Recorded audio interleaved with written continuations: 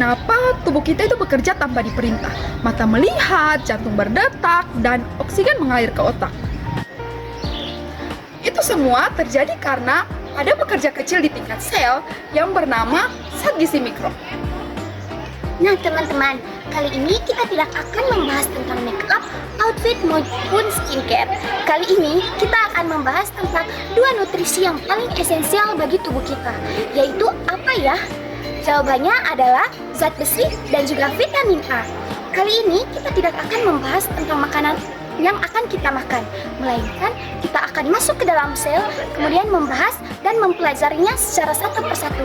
Oke teman-teman, let's get into it. Ayo. Nah teman-teman, inilah bahan pangan yang akan kita review. Pertama, telur dan wortel. Menurut teman-teman, kira-kira telur dan wortel masuk dalam zat besi atau vitamin A ya? Betul sekali, masuk dalam vitamin A. Kalau tadi telur dan wortel adalah vitamin A, berarti tempe dan bayam masuk dalam Zat besi. Banyak orang cuma tahu nih kalau vitamin A cuma buat kita doang. Padahal secara fungsi seluler ia adalah pengatur ekspresi gen. Dia berperan dalam diferensiasi sel. Bayangin nih, tubuh kalian adalah pabrik sel dan vitamin A bertugas untuk mastiin kalau sel imun tetap jadi sel imun dan sel kulit tetap jadi sel kulit dan sel yang cantik. Di mata, vitamin A membentuk produksi pigmen yang membuat kita bisa melihat di cahaya rendah. Tanpa vitamin A, mata kita kayak kamera yang sensornya rusak banget. Apa sih tandanya kalau kalian kekurangan vitamin A? Gejala paling umum adalah siruptalgia atau mata kering.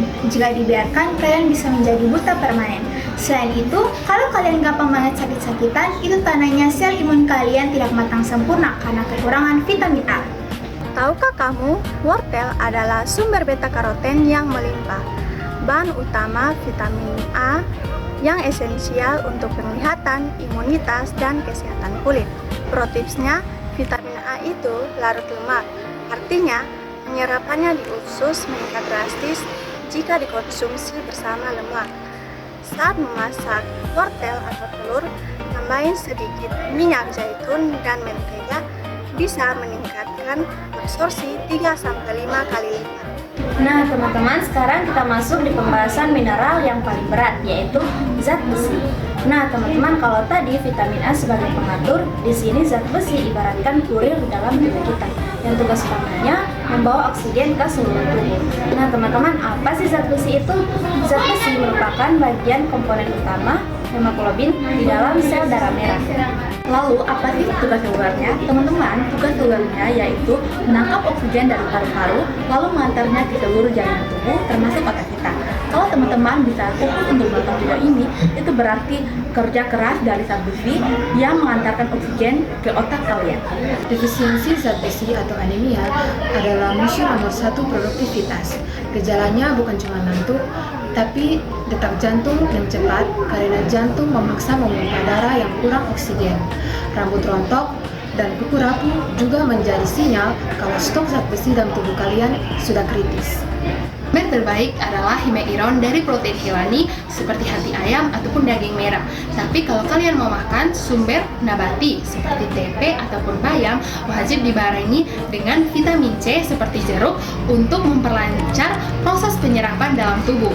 Hindari minum teh atau kopi tepat setelah makan karena dapat memperlambat proses penyerapan zat besinya dalam tubuh. Rahasia nutrisi tubuh maksimal bukan makan dari satu jenis gizi dalam jumlah yang banyak, melainkan kombinasi bijak yang saling mendukung. Bayangkan vitamin A sebagai penjaga pabrik sel utama dari beta-karoten, wortel atau bayam yang kemudian diolah dengan cara ditumis menggunakan minyak agar lemak terlarut secara optimal. Wortel atau bayam dapat memperbaiki mukosa usus, menjaga penglihatan malam, dan menguatkan imun tubuh. Kekurangan vitamin A dapat meningkatkan risiko infeksi berulang, dan ini sering terjadi pada wilayah tropis, seperti NTT contohnya. Zat besi diibaratkan sebagai kurir penting yang bertugas untuk mengantarkan oksigen ke otak dan otot agar tubuh tetap bertenaga. Kita dapat memperoleh zat besi dari daging dan tempe. Akan tetapi, agar penyerapannya lebih sempurna, sebaiknya tempe dikonsumsi bersamaan dengan buah yang kaya akan vitamin C seperti buah pepaya. Jika kita kekurangan zat besi, tubuh akan mudah lelah dan anak-anak akan mengalami gangguan pertumbuhan atau stunting, sebuah masalah kesehatan yang dialami oleh sekitar 21% masyarakat di Indonesia. Hebatnya lagi, zat besi memiliki rekan kerja yaitu vitamin A, yang bertugas menyimpan cadangan zat besi di dalam tubuh. Kerjasama keduanya sangat penting dalam pembentukan sel darah merah yang sehat. Cara paling mudah mempraktikannya yaitu memasak tumis bayam, tumis wortel, dan tumis tempe. Menu sederhana ini sudah memberikan paket gizi lengkap untuk menjaga kesehatan tubuh dan mencegah kekurangan gizi secara menyeluruh. Mulai besok, coba buat piring makanan kalian menjadi lebih berwarna. Tambahkan warna orange dari wortel yang kaya akan vitamin A dan warna hijau, putih, dan merah dari sayur bayam, tempe, dan daging. Kombinasi ini tidak hanya menarik tetapi dapat membuat tubuh menjadi sehat dan terhindar dari penyakit seperti anemia dan stunting. Jenis zat besi berdasarkan bioavailabilitas. Zat besi dibagi menjadi dua jenis, yaitu zat besi hem dan zat besi non-hem. Perbedaannya terletak pada kemampuan tubuh menyerap zat besi tersebut. Yang pertama itu ada zat besi hem. Zat besi hem berasal dari makanan hewani seperti daging sapi, ayam, dan ikan. Jenis ini lebih mudah diserap tubuh, sekitar 15-35%. Penyerapannya juga tidak banyak dipengaruhi oleh makanan atau minuman lain. Karena itu zat besi hem dianggap lebih efektif untuk mencegah anemia. Yang kedua itu ada zat besi non-hem. Nah, zat besi non-hem berasal dari makanan nabati seperti sayuran hijau, kacang-kacangan, dan biji-bijian. Penyerapannya lebih rendah sekitar 2-20% dan mudah dipengaruhi oleh zat lain seperti teh dan kopi, dan asam fitat dapat menghambat penyerapan, sedangkan vitamin C dapat membantu meningkatkannya. Jadi kesimpulannya, sumber zat besi hem dari hewani lebih mudah dimanfaatkan tubuh dibandingkan zat besi non-hem dari tumbuhan. Oke teman-teman, itu dia pembahasan kita mengenai zat gizi mikro.